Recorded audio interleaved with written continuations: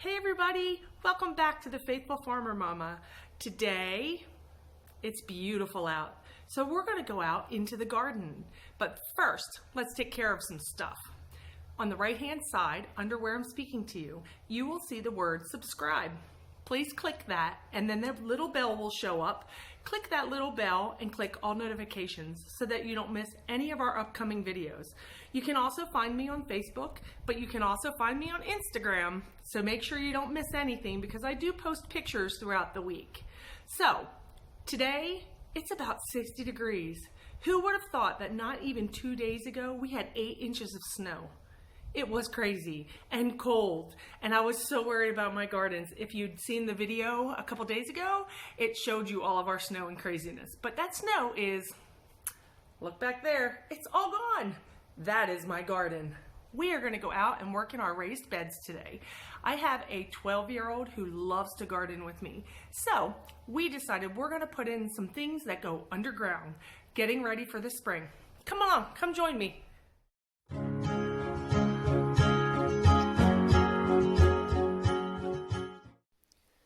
So this morning I actually stopped at our local farm and ranch store here in central Oklahoma. It's called Atwood's, and they had onion sets, potatoes, and garlic on sale. And I'm going to actually go out and plant these today. So I got yellow onions. A bag of them was only $2. They were $1.90, I think. And then I got a bag of red onions, and these are actually already starting to bud. If you notice, there's one here. And then there are 3 heads of garlic. I want to say these were $2 a piece. And then I did get some potato seeds also, which I'm very excited about. These are russets, and we will plant these probably in about a week maybe. And I'm going to try a new planting technique with these that I had read about. Before I headed outside, I went into our craft room and I grabbed my large popsicle sticks. I use them a lot to label things in my garden, and I grabbed a Sharpie marker. On these sticks, I am going to write group 1, 2, and 3. Group 1, 2, and 3 for the yellow onions, 1, 2, and 3 for the red onions, and 1, 2, and 3 for the garlic. My goal this year is to have a garden that will produce a harvest over a long period of time. So I will plant 3 different times yellow onions 2 weeks apart so that we will have yellow onions producing and harvested every 2 weeks. If you notice, under the group number, I did write what was on in the group in the ground, because a lot of times you think you're going to remember where you plant things, and come spring or summer when it's time to harvest them, you really can't remember, and you get very confused if you don't know exactly what the plant looks like. Welcome to my raised beds, y'all.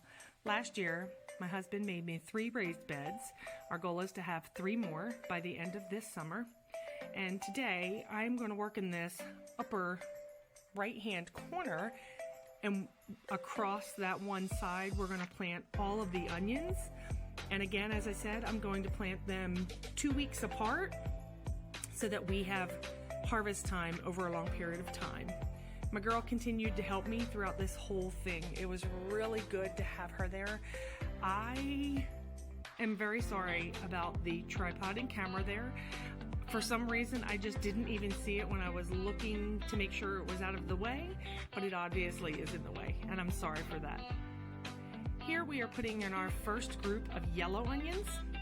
So we are doing 3 rows of yellow onions 3 different times.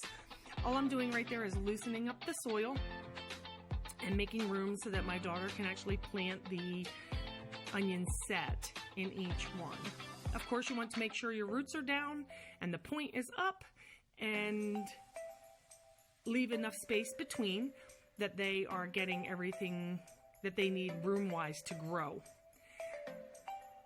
Here we're actually marking out our first 2 groups of red onions. And we're staking them off so that we know exactly where they are come time for harvesting.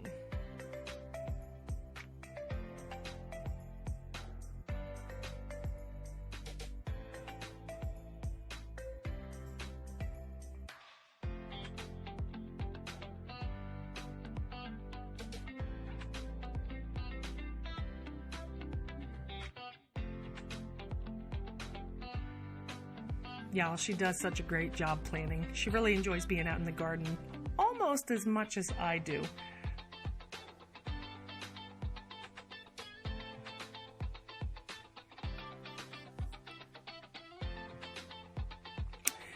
Here is our radish area. We are going to plant white icicle and cherry giant. First, we need to make sure that we clean out the old ones that haven't really produced all that much. We're actually going through and picking because we usually share with our chickens. But we actually found some pretty good treasures in here as we were going through. There's some pretty good sized ones.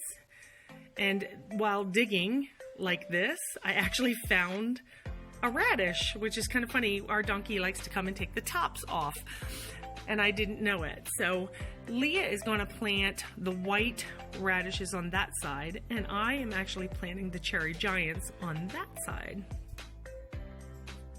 We draw out the lines of where we're going to put our seed. Seeds are very tiny for radishes. I plant them about 1.5 to 2 inches apart, and usually try to get one seed. Sometimes two will fall out. When they germinate, I just thin them.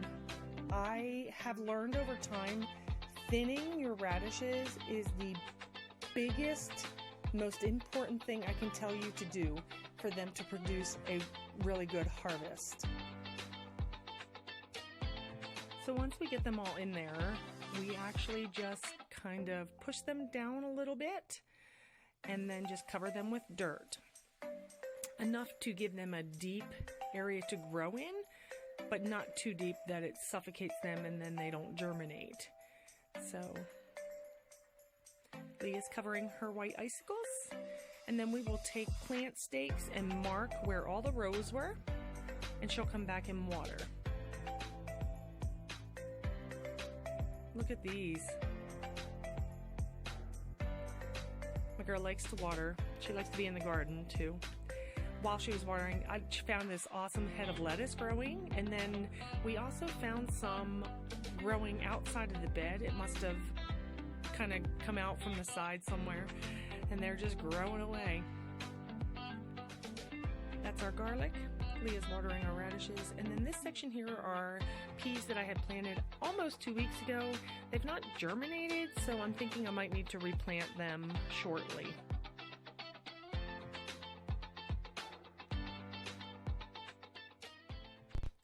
Well, thanks for joining us today, guys, as we plant our end of winter garden.